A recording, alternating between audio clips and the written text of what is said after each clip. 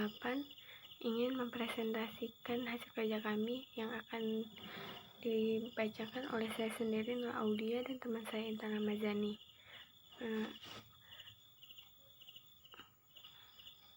Kerjasama antar bangsa. Apa itu kerjasama antar bangsa? Kerjasama antar bangsa adalah hubungan yang dilakukan oleh suatu negara dengan negara lain yang bertujuan untuk memenuhi kebutuhan rakyat dan untuk kepentingan negara-negara di dunia. Tujuan kerjasama antar bangsa. Tujuan kerjasama antar bangsa ada 8. Yang pertama, mencakup kebutuhan masyarakat masing-masing negara. Yang kedua, mencegah atau menghindari konflik yang mungkin terjadi. Yang ketiga, memperoleh pengakuan sebagai negara merdeka. Yang keempat, mempererat hubungan antar negara di berbagai bidang. Yang kelima, membantu mempercepat pertumbuhan ekonomi negara. Yang keenam, menggali dan mengembangkan potensi masing-masing negara. Yang ketujuh, membantu membebaskan kemiskinan. Dan yang kedelapan, memajukan perdagangan dengan maksud meningkatkan kemakmuran negara yang terlihat. Faktor kerjasama antar bangsa. Faktor kerjasama antar bangsa terbagi menjadi 4. Yang pertama, perbedaan sumber daya alam, perbedaan ilmu pengetahuan, perbedaan teknologi, dan perbedaan ideologi. Kerjasama ekonomi internasional terbagi menjadi 3, yaitu perdagangan, penanaman modal asing, dan investasi portofolio. Bentuk kerjasama antar negara di bidang ekonomi.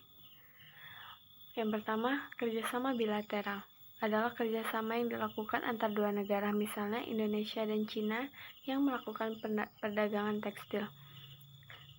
Yang kedua, kerjasama regional, yaitu kerjasama yang dilakukan antar negara yang berada dalam satu kawasan. Contohnya seperti ASEAN, APEC, AFTA, NAFTA, Masyarakat Ekonomi Eropa, dan EU. Yang ketiga, kerjasama internasional adalah kerjasama antara negara-negara di dunia dan tidak terbatas dalam suatu kawasan. Contohnya OPEC, yaitu Organisasi Negara Pengekspor Minyak, didirikan pada tanggal 14 September 1960 di Baghdad atas prakarsa negara Irak, Iran, Kuwait, Saudi Arabia, dan Venezuela.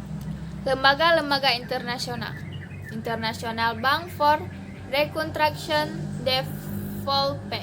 Development atau bisa disebut dengan Bank Dunia. Bank Dunia memiliki 2 keanggotaan, yaitu International Development Assistance, 2. International Finance Corporation, 2. International Monetary Fund atau IMF, lembaga internasional yang tugasnya mengamati atau memberi saran dan mencapai tujuan bersama dalam bidang keuangan dunia. Misalnya bagaimana memperoleh dan menentukan nilai tukar yang stabil sebagai negara. Dana Moneter Internasional didirikan pada tanggal 27 September 1945 sebagai hasil konferensi di Bethlehem, Amerika Serikat. 3. Bank Bangunan Asia atau Asia Development Bank. Bank Pembangunan Asia didirikan dalam rangka memberikan bantuan keuangan pada negara-negara di Asia. Lembaga-lembaga internasional.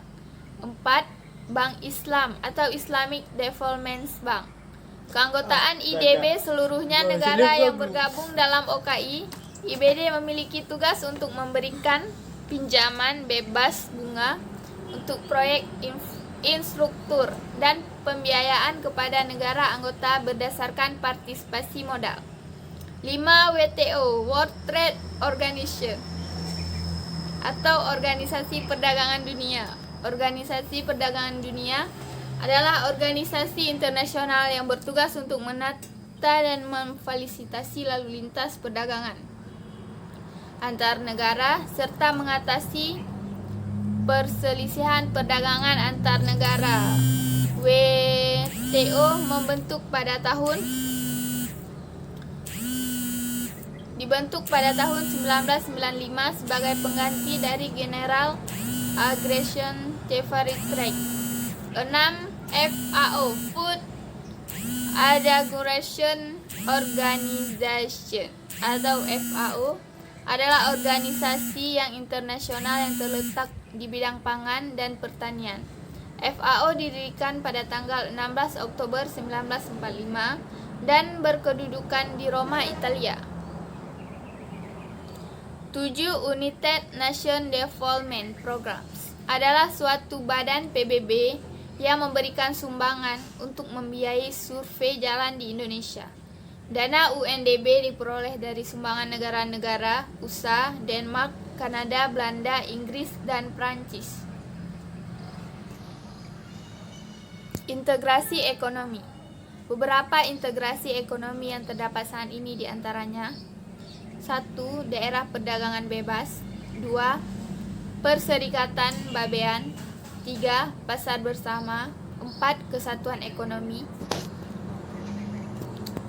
Dampak kerjasama antar negara terhadap perekonomian Indonesia. Dampak positif: mempercepat pertumbuhan ekonomi, menghilangkan hambatan perdagangan internasional, meningkatkan kerjasama dan kemakmuran masyarakat, mendorong pengusaha untuk lebih maju karena akan bersaing di tingkat regional maupun internasional, memperluas penciptaan kesempatan kerja yang dapat meningkatkan perdebatan dan kesejahteraan masyarakat.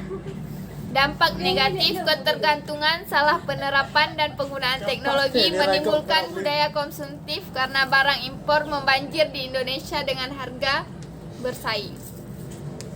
Persaingan yang tidak seimbang antara negara maju dan negara berkembang dapat menghambat perkembangan ekonomi nasional.